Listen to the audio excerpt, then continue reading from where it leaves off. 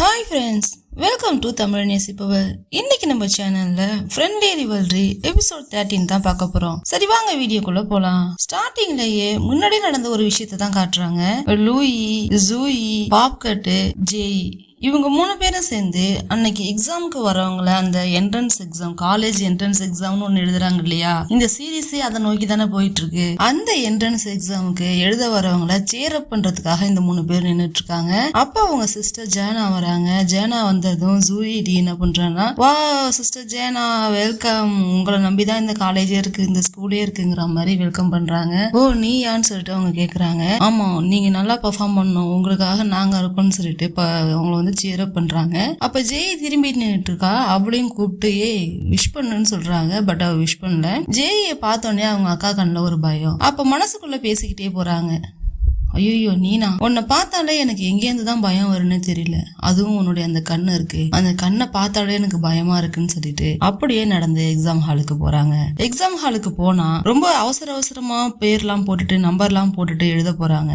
அவங்க எழுதிட்டு இருக்கும் போதே அவங்க கைய பாத்தீங்கன்னா ஒரே பிளட்டா இருக்க மாதிரி அவங்க கண்ணுக்கு தெரியுது. அவங்க கை நார்மலா தான் இருக்கு, பட் அவங்க கண்ணுக்கு அது பிளட்டா இருக்க மாதிரி தெரியுது. அதுக்கப்புறம் அந்த எக்ஸாம் ஹால்ல இருக்கிற டியூட்டர் கூட அவங்க கண்ணுக்கு எப்படி தெரியறாங்கன்னா ஜேஇ மாதிரியே தெரியறாங்க. எங்க பார்த்தாலும் ஜேயை பார்த்து பயப்படுறாங்க, அவங்க அப்பாவை பார்த்து பயப்படுறாங்க. அவங்க லைஃப் ஃபுல்லா ஒரே பயமா தான் இருக்கு. அதுக்கப்புறம் அப்படியே ஸ்டோரியை கண்டினியூ பண்றாங்க. இந்த ஸ்டோரி எல்லாம் எதுல இருக்குன்னா, இவங்க ஒரு டைரியை உடைச்சாங்க இல்லையா, டைரி ஒண்ணு லாக் பண்ணி இருந்துச்சு இல்லையா, அந்த டைரிக்குள்ளதான் இந்த ஸ்டோரிஸ் எல்லாம் இருக்கு. அப்படியே ஸ்டோரியை கண்டினியூ பண்றாங்க. ஜேனா, எனக்கு ஜேயை பார்த்தாதான் பயமா இருக்கு, ஏன்னா அவளால என்னுடைய லைஃபே கெட்டு போச்சு, இது எல்லாமே அவளாலதான் நடக்குது. அவளுக்கு அன்னைக்கு நான் விட்டு கொடுத்தேன், அதனால இன்னைக்கு வரைக்கும் வருத்தப்படுறேன். மறுபடியும் என்னுடைய அப்பாவுடைய அன்பை வாங்குறதுக்காக நான் ரொம்பவே கஷ்டப்படுறேன். அதுவும் ஜேஇயை தோக்கடிச்சு அதுக்கப்புறம் எங்க அப்பாவோட அன்பை நான் வாங்கணும், அதுக்காக தான் நான் வெயிட் பண்ணிட்டு இருக்கேன் அப்படின்னு சொன்னதும், அன்னைக்கு நைட்டு அந்த எக்ஸாம் கொஸ்டின் பேப்பரை இவங்க அடிக்க பார்த்தாங்க இல்லையா, அப்ப கூட செகியோடைய அப்பா பார்த்துட்டு அவங்க 2 பேருக்குள்ள வேற ஒரு சம்பவம் நடந்துச்சு. அன்னைக்கு நைட்டு என்ன ஆச்சுன்னு மறுபடியும் காட்டுறாங்க. அன்னைக்கு நைட்டு செகியோடைய அப்பா தான் கொண்டு வந்து இறக்கி விடுறாரு. இறக்கி விட்டதும் பார்த்துட்டு உள்ள போறாங்க. உள்ள போனவங்க அவங்க அப்பா கிட்ட மாட்டிக்கிறாங்க. அவங்க அப்பா கிட்ட மாட்டிக்கிறாங்கன்னா எல்லா விஷயத்தையுமே சொல்லிடுறாங்க. எல்லாமே அவங்க அப்பாவுக்கு தெரிஞ்சிருது. ஒரு நல்ல அப்பாவா இருந்தா என்ன பண்ணிருப்பாங்க, அந்த விஷயத்துக்கு ஷாக் ஆயிருப்பாங்க, டென்ஷன் ஆயிருப்பாங்க, அவரை ஏதாவது பண்ணியே ஆகணும்னு தோணிருக்கும். ஆனா அவங்க அப்பா என்ன பிளான் போடுறாருன்னா, அந்த வீடியோவையும் அந்த இன்சிடென்டையும் வச்சுக்கிட்டு இந்த சாரை, இவர் எக்ஸாம் பேப்பர் ரெடி பண்றவர் இல்லையா, கொஸ்டின் பேப்பர் ரெடி பண்றவர் இல்லையா, சோ இவரை யூஸ் பண்ணி அந்த கொஸ்டின் பேப்பரை அடிச்சு பொண்ணுக்கு கொடுத்து ஃபுல் மார்க் வாங்க வைக்கணுங்கிற மாதிரி பிளான் பண்றாரு. அந்த பிளானோட ஒரு கட்டமா தான் அவங்க அப்பாவை கூப்பிட்டு பேசுறாரு. கூப்பிட்டு பேசுறவரு என்ன சொல்றாருன்னா, இங்க பாரு அப்படின்னு சொல்லிட்டு இந்த வீடியோ, அவர் பொண்ணோட வீடியோவை அவரே காட்டுறாரு.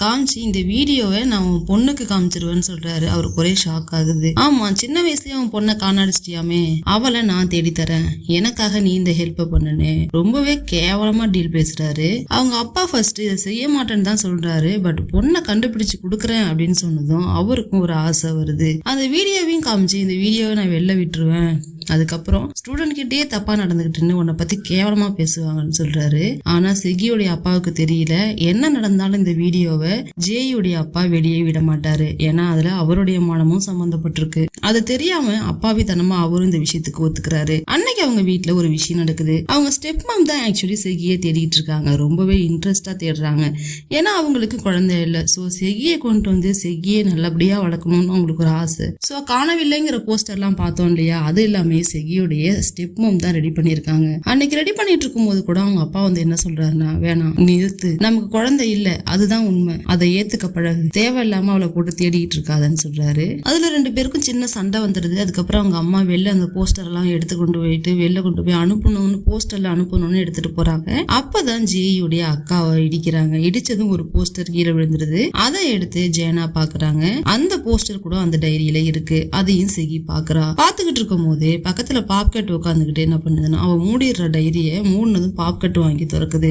அவங்களோட டீலே இதுதான், நீ கொஸ்டின் பேப்பரை மட்டும் அவுட் பண்ணிட்டேன்னா நான் உனக்காக உன் பொண்ணை கண்டுபிடிச்சு தரேங்கிற மாதிரி. அன்னைக்கு டீச்சர்ஸ் ஜேயுடைய ஆபீஸ்ல ஜூயிலி வெயிட் பண்ணிட்டு இருக்கா. ஏதோ ஒரு விஷயத்துக்காக வெயிட் பண்ணிட்டு இருக்கா. அப்போ அந்த இடத்துல ஜேனாவும் வெயிட் பண்றாங்க. இவங்க எதுக்கு இங்க வெயிட் பண்றாங்கன்னு சொல்லி ஜூயிலி ஒரு பக்கம் பாத்துக்கிட்டே இருக்கா. அப்ப அங்க ஜெகியுடைய அப்பா வராரு. வந்ததும் டீச்சர்னு சொல்லிட்டு இவர் எழுந்திருக்கிறாங்க. பட் அவர் அவங்க கண்டுக்காம அந்த இடத்த விட்டு போயிடுறாங்க.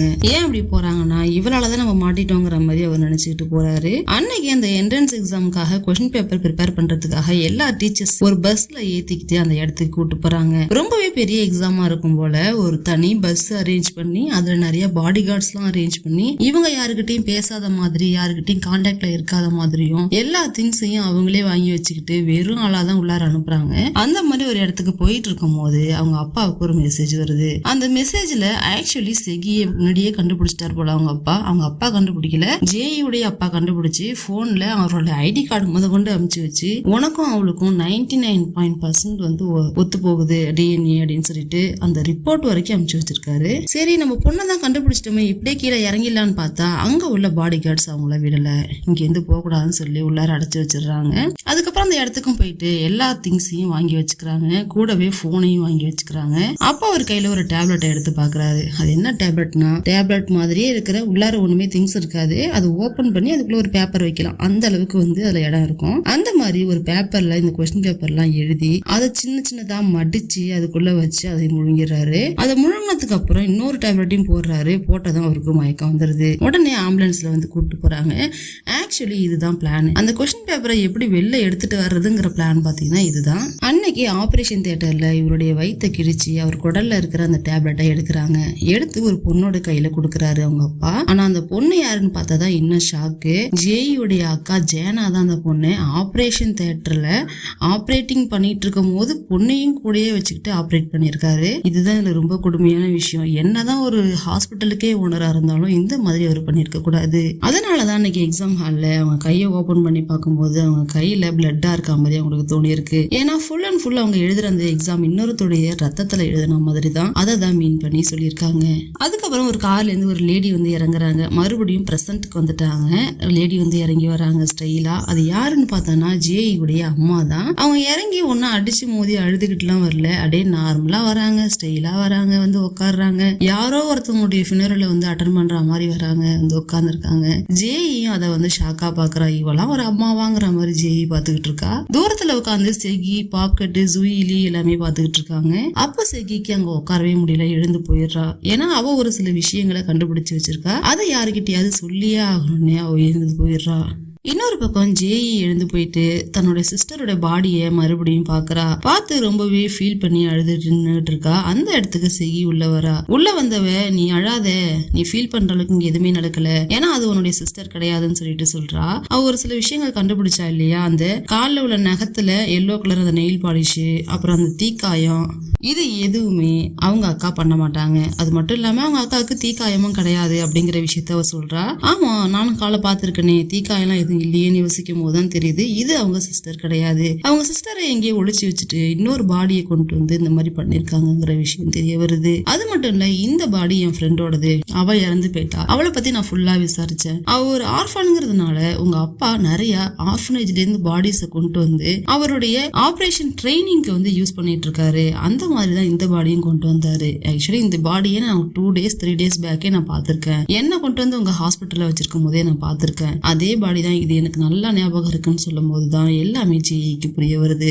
சரின்னு சொல்லிட்டு வேக வேகமா எல்லாத்தையும் க்ளோஸ் பண்ணிட்டு அந்த இடத்த விட்டு போகணும்னு பாக்குறா. அதுக்கு செகி என்ன சொல்றானா, நான் இவ்வளவு தூரம் சொல்லிட்டு இருக்கேன், நீ என்ன இவ்வளவு வேக வேகமா கிளம்புறன்னு சொல்லி கேட்கும் போது, செகி நான் சொல்றத கேளு, இப்ப மட்டும் நம்ம போயிட்டு எல்லாருக்கிட்டையும் இது வந்து ஜேனா இல்ல அப்படின்னு சொன்னோம்னா நம்புறவங்க நம்புவாங்க, அதை பத்தி ப்ராப்ளம் இல்லை. ஆனா எங்க அப்பாவுக்கு இந்த விஷயம் தெரிஞ்சதுன்னா இதுக்கு ஆல்டர்னேட்டிவா வேற விஷயம் யோசிச்சு வச்சிருவாரு. அவர் ஒரு டெவில் மாதிரி, அவர் ஒரு பயங்கரமான ஆளுங்கிறத அவர் சொல்றா. அதுவும் உண்மைதான். அவருக்கு இந்த விஷயம் தெரிஞ்சதுன்னா இதை வந்து சமாளிக்கிறதுக்கு இன்னொரு விஷயம் யோசிச்சு வச்சிருவாரு. சோ நமக்கு இந்த விஷயம் தெரியுங்கிறது அவருக்கு தெரியக்கூடாது, அதை தெரியாமலே நம்ம தேடுவோம்னு சொல்றா. பட் அதுக்கும் செகி வந்து என்ன பண்றான்னா கையை தட்டி விட்டுட்டு, என்ன உங்க ஃபேமிலி என்னால புரிஞ்சுக்கவே முடியல, உங்க அம்மா என்னன்னா அப்படி அழாம வந்து கல்லு மாதிரி நின்றுட்டு இருக்காங்க, நீ என்னன்னா அவங்க இருக்கிற வரைக்கும் அவங்கள டார்ச்சர் பண்ணிருக்க, நான் ஜேனாவோட டைரியை கதையை படிச்சேன், அதுல நீ ரொம்ப மோசமான ஆள்னு அவங்க எழுதியிருக்காங்க. அது மட்டும் இல்லாம எங்க அப்பாவுடைய சாவுல ஏதோ பிரச்சனை இருக்குன்னு அவங்க எழுதியிருக்காங்க. அதை கண்டுபிடிக்க வேண்டியது ஒரு பொண்ணா என்னுடைய கடமை, நான் அதை கண்டிப்பா கண்டுபிடிப்பேன்னு சொல்றாங்க. சொல்லிட்டு அந்த இடத்த விட்டு வேகமா போக ட்ரை பண்ணும் போதுதான் ஜெய் என்ன பண்றாங்கன்னா இங்க வான்னு சொல்லி எடுத்துட்டு போயிட்டு அங்க ஒர்க் பண்ற ஆள் மாதிரி ஒரு யூனிஃபார்ம் கொடுத்து அவங்கள அனுப்பிச்சு வச்சிடுறாங்க. அவங்கள அனுப்பி வச்சது மட்டும் இல்லாம அங்க உள்ள சிசிடிவி எல்லாம் போயிட்டு சேஞ்ச் பண்றாங்க. நேத்தி உள்ள கிளிப்பை இன்னைக்கு போட்டு சேஞ்ச் பண்ணிட்டு இருக்கும் போது அந்த இடத்துக்கு இன்னொருத்தர் வந்துடுறாரு. மேம் நீங்க இங்க என்ன பண்றீங்கன்னு சொல்லி கேட்கும் போது எங்க அம்மா தான் அனுப்பிச்சு வச்சாங்க, இதெல்லாம் சேஞ்ச் பண்ண சொன்னாங்க, கெஸ்டோடைய பிரைவேசிக்காக அவங்களுடைய ஐடென்டிட்டியை காட்ட வேணாம்னு சொல்லிட்டு அப்படின்னு சொல்லி அவங்களும் சொல்லிடுறாங்க. சொல்லிட்டு அடுத்து ஃபினரல்ல போய் அவங்க நின்னுறாங்க. ஏன்னா அங்க காணும் யாரும் தேடக்கூடாது இல்லையா, அதுக்காக அங்க போய் நிக்கிறாங்க. என்னுடைய எல்லாருக்கும் வணக்கம் வச்சுக்கிட்டு அந்த கிரீஃபை ஏத்துக்கிட்டு அங்க நின்னுகிட்டு இருக்காங்க. எல்லாரும் பேசிட்டு இருக்காங்க. என்னன்னு பேசுறாங்கன்னா, ஏற்கனவே உடம்பு சரியில்லாம இருந்த பொண்ணு தானே, போனா போகட்டுங்கிற மாதிரி வரவனுங்க எல்லாம் பேசிட்டு இருக்கானுங்க. இங்க சிஐடி வேலை பார்க்க போன செகிக்கு நிறைய இன்ஃபர்மேஷன் கிடைக்குது. அந்த டைரி எடுத்துட்டு போயிட்டு ஒரு நோட்டா பாக்குறாங்க. அவங்க அப்பா ஆபீஸ பார்த்தா ஒரு ரிமோட் மாதிரி இருக்கு. அதை எடுத்து கிளிக் பண்ணா கீழே ஸ்டடி ரூம் இருக்கு இல்லையா, ஜேஇ பாப்கட்டு ஜூயிலாம் உட்காந்து படிச்சாங்க இல்லையா, அந்த ஸ்டடி ரூமும் இங்கேருந்தே பாக்குற மாதிரி அவங்க அப்பா ரெடி பண்ணி வச்சிருக்காரு. பட் அது அவங்களுக்கு தெரியாது. அதை பார்த்ததும் அடுத்த சீனை காட்டுறாங்க. ஆக்சுவலி ஸ்டடி ரூம்ல என்ன நடந்திருக்கும், அன்னைக்கு நடந்த நியூஸ் அதை காட்டுறாங்க. அன்னைக்கு அந்த கொஸ்டின் பேப்பரை எடுத்துக்கிட்டு போனாங்க இல்லையா ஜேஇயோடைய அக்கா, அந்த கொஸ்டின் பேப்பர்ல உள்ள ஆன்சர் எல்லாம் கண்டுபிடிச்சிட்டு இருக்கும் போது அந்த இடத்துக்கு ஜேஇ வரா. நான் வேணா ஹெல்ப் பண்ணட்டுமான்னு கேட்கும் போது இந்த விஷயம் தெரிஞ்சிடக்கூடாதுன்னு அவளை எடுத்தெறிஞ்ச மாதிரி பேசிட்டு கண்ணா பின்னான்னு திட்டிட்டு அந்த இடத்த விட்டு அனுப்பி வச்சிடுறாங்க. அந்த ஸ்டடி ரூம்ல நின்றுகிட்டு மேல பார்த்தா அவங்களுக்கு தெரியுது மேல நிக்கிறது யாருங்கிறது தெரியுது. பட் யாரும் அதை பெருசா கண்டுக்காதனால மேலேருந்து நம்மள ஒரு ஆள் பார்க்க முடியுங்கிறது அங்க உள்ளவங்க யாருக்கும் தெரியாம இவ்வளவு நாள் இருந்திருக்கு. இன்க்ளூடிங் ஜேக்கு கூட தெரியல, பட் ஜேனாவுக்கு தெரிஞ்சிருக்கு. அந்த ஃபினரல்ல அட்டன் பண்றதுக்கு அந்த கேங்ஸ்டரும் வந்திருக்கான், அந்த ட்ரக்கர் பாய்.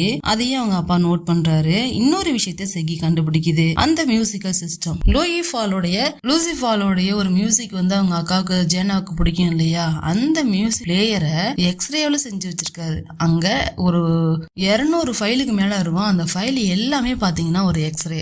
அவங்க அப்பா பண்ண ஆபரேஷன் ஒன்னொன்னுத்தையும் எக்ஸ்ரேவா எடுத்து அந்த எக்ஸ்ரேவை மியூசிக் சிஸ்டமா ரெடி பண்ணி மியூசிக் பிளேட்டா ரெடி பண்ணி அந்த இடத்துல வச்சிருக்காரு.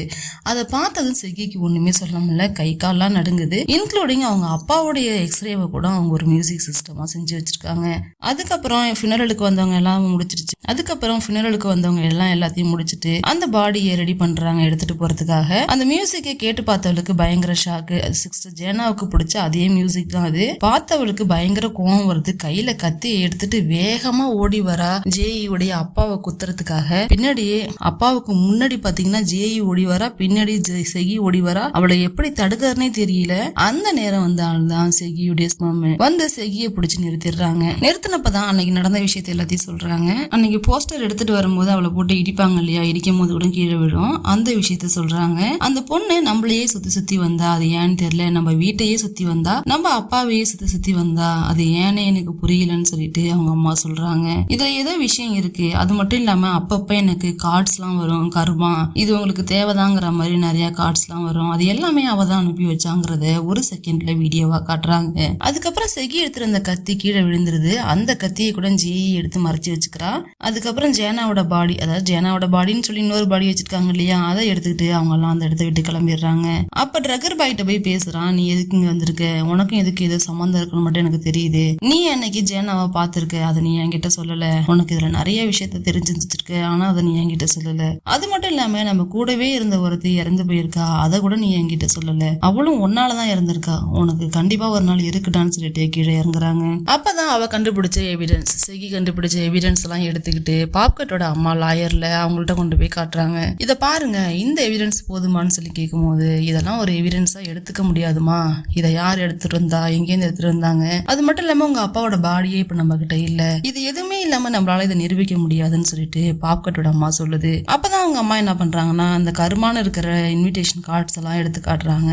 அந்த கிரீன் கலர் கார்ட்ஸ் நம்ம பாப்கட் அனுப்பிச்சு வச்சது, இதையும் கண்டிப்பா அந்த பொண்ணு தான் பண்ணிருப்பா, இதெல்லாம் எவிடன்ஸா எடுத்துக்க முடியுமான்னு கேட்க முடியாது, இதெல்லாம் எடுத்துக்கவே முடியாதுமான்னு சொல்றாங்க. அப்பதான் அப்பதான் பாப்கட் யோசிக்குது நம்ம உண்மையை சொன்னா என்னன்னு, ஏன்னா இது கண்ணால பார்த்தாலே பாப்கட் தானே அப்படின்னு சொல்லி பார்த்தா அவங்க அம்மா டக்குன்னு கையை பிடிக்கிறாங்க சொல்லாதன்னு. அந்த இடத்துல ஜூயிலி என்ன பண்றான்னா இங்க நடக்கிறதெல்லாம் ரெக்கார்ட் பண்றதுக்காக ஒரு ரெக்கார்டரை ஆன் பண்ணி அவ பேக்ல போட்டு வச்சுக்கிறா. அப்பதான் ஒரு சின்ன பிளாஷ்பேக் பாப்கட்டை யோசிச்சு பாக்குது. இந்த விஷயம் அவங்க அம்மாவுக்கு ஏற்கனவே தெரியும் போல. ஒரு தடவையும் அந்த கர்மா உங்க ஹஸ்பண்ட் கொண்டது யாருன்னு தெரியும், உங்க ஹஸ்பண்ட் பண்ண வேலை என்னன்னு தெரியும்னு சொல்லிட்டு பாப்கட் அமுச்சு வச்ச கார்டெல்லாம் பாப்கட் ரெடி பண்ணிட்டு இருக்கும்போது அவங்க அம்மா வந்து பாத்துறாங்க. அப்ப கேட்கும் போதுதான் பாப்கட் சொல்லுது, நான் உண்மையாவே நடந்தது என்னன்னு எனக்கு தெரியும், நான் அன்னைக்கு பார்த்தேன். எக்ஸாமுக்கும் ஒரு நாள் முன்னாடி நான் அங்க போயிட்டு மாஸ்டர்பேஷன் பண்ணினேன். அப்படி பண்ணும் போதுதான் நான் அந்த விஷயத்த பார்த்தேன். இது உங்களுக்கு தெரியுமா? எனக்கு பயமா இருக்கு, எனக்கு எதை பார்த்தாலும் பயமா இருக்கு. அப்பெல்லாம் நான் இதை பண்ணும் போதுதான் எனக்கு பயமே போகுது, அதனாலதான் நான் அங்க போயிருந்தேன். பட் இதை என்னால வெளில சொல்ல முடியல. இதை நான் வெளில சொல்லணும்னா அன்னைக்கு நீ அங்க என்ன பண்ணிட்டு இருந்தேன்னு என்ன கேட்பாங்க, அதை என்னால எப்படி வெளில சொல்ல முடியும், அதனாலதான் என்னால உண்மையை வெளில சொல்ல முடியலன்னு அவங்க அம்மா கிட்ட சொல்றாங்க. அதனாலதான் இப்ப அவங்க அம்மாவும் கையை பிடிச்சிருக்காங்க. ஏன்னா இதை சொல்ல போனா நீ ஏன் அங்க போன அப்படின்னு கேட்கும் போது மாஸ்டர்பேஷன் பண்ணான்னு எல்லாத்தையும் சொல்ல முடியாது. சோ இந்த உண்மையை வெளில சொல்ல முடியாத ஒரு இடத்துல இருக்காங்க. அப்புறம் ஜூயிலியே காட்டுறாங்க. ஜூயிலி இந்த ஸ்லீப்பிங் பில்ஸ் எல்லாம் விற்கிற ஆளா இருக்குது. யாருக்கு அடியாளா இருக்குதுன்னா நம்ம ட்ரக்கர் பாய்க்கு தான். அவன் இப்ப டேப்லெட்ஸ் எல்லாம் ஜூயிலிட்ட கொடுத்துதான் விற்க சொல்றான் போல. ஜூயிலி ரெக்கார்ட் பண்ணி எடுத்துட்டு வந்தா இல்லையா ஒரு ஆடியோ, அந்த ஆடியோவை அவன் கையில கொடுத்துட்டு பணத்தை வாங்கிட்டு அந்த இடத்த விட்டு 2 பேரும் கிளம்புறாங்க. அதையும் யாரோ பாக்குற மாதிரி காட்டுறாங்க. இன்னொரு பக்கம் போன ட்ரக்கர் பாய் என்ன பண்றான்னா ஜேயுடைய அப்பா கிட்ட அதை கொண்டு போய் கொடுத்துட்டு காசு எப்ப கொடுப்பீங்கன்னு கேக்குறாங்க. அப்புறம் வந்து வாங்கிக்கணும்னு சொல்லி அவங்க அப்பா அனுப்பிச்சு வைக்கிறாரு. இது இமேஜ் தூரத்துல பாத்துக்கிட்டு இருக்கவள யாரோ வாயை பூத்தி அப்படியே பின்னாடி எடுத்து தள்ளுறாங்க. அது யாருன்னு நமக்கு காட்டல. இதோட இந்த எபிசோட் முடியுது. நெக்ஸ்ட் எபிசோட்ல மறுபடியும் மீட் பண்ணலாம். தேங்க்யூ.